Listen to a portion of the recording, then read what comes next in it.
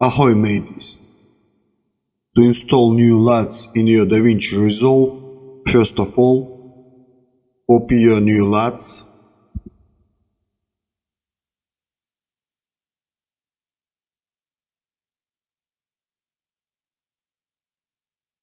in Davinci Resolve, go to Project Settings, Color Management,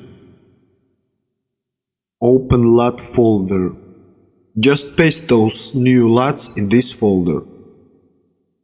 Now go back to Davinci and click here Update Lists. Click Save.